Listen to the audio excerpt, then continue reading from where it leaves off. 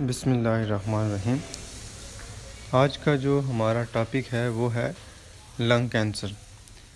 तो सबसे पहले जो कैंसर होता है वो उसकी डेफिनेशन अगर हम देखते हैं तो वो अनकंट्रोल्ड डिवीजन ऑफ सेल, ठीक है।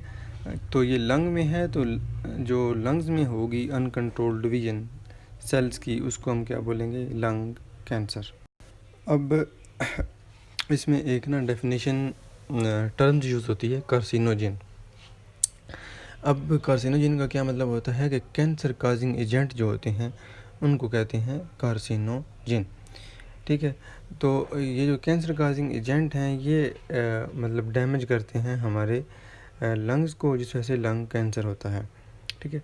जो इसमें कॉमन सिम्टम हैं लंग कैंसर की, उसमें यह है कि परसिस्टेंट मतलब खांसी का आना, शॉर्टनेस ऑफ ब्रीथ में सांस लेने में दुश्वारी, उसके बाद जो जब हम खांसी लेते हैं तो खांसी में खून आना, ठीक है। उसके बाद अनएक्सप्लेन वेट लॉस, मतलब वेट का लॉस हो जाना, शोल्डर आर्म चेस्ट और बैक पेन, ठीक है, इनमें दर्द का एहसास होता है, और रिपीटेड रिस्पायरेटरी इन्फेक्शन, जो रिस्पायरेटरी इन्फेक्शंस हैं वो, तो ये इसके सिम्टम्स हैं। उसके बाद जो मेजर कॉज है लंग कैंसर की वो है स्मोकिंग, ठीक है। अब स्मोकिंग जो है वो क्या कर देगी, आर्टरीज़ जो ब्लड फ्लो है, जिसमें से ब्लड फ्लो हो रहा है वेन और कैपिलरीज़ या आर्टरीज़, उनका जो डायामीटर है वो कम कर देगी। जब उनका डायामीटर कम होगा तो ब्लड जो है वो सही तरीके से मूवमेंट उसकी नहीं हो पाएगी। जब ब्लड नहीं पहुंचेगा किसी जिस्म के पार्ट को, तो वहाँ पे क्या होगा, ऑक्सीजन की डेफिशिएंसी हो जाएगी। जब ऑक्सीजन कम होगी तो अल्टीमेटली जो है वो पार्ट, बॉडी का पार्ट वो डैमेज हो जाएगा या उसकी डेथ हो सकती है सेल की। उसके अलावा जो इसके वेन और कैपिलरीज़ के नैरो होने से ब्लड क्लॉट बन जाता है। ब्लड क्लॉट का मतलब ये होगा कि वेन में क्लॉट बन गया तो वो ब्लड की फ़्लो को रोक देगा।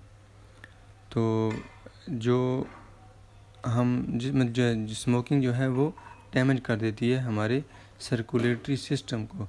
जब सर्कुलेटरी सिस्टम में डैमेज हो जाएगा तो जो ऑक्सीजन जो हमारी बॉडी के पार्ट को पहुंचनी है वो सही तरीके से मिल नहीं पाएगी, और फिर से वो प्रॉब्लम्स क्रिएट होंगी। अच्छा, उसके बाद जो काजेज़ हैं, जो लंग कैंसर की काजेज़, उसमें ये है कार्सिनोजिन, जो मैंने आपको बताया कि कैंसर काजिंग एजेंट होते हैं।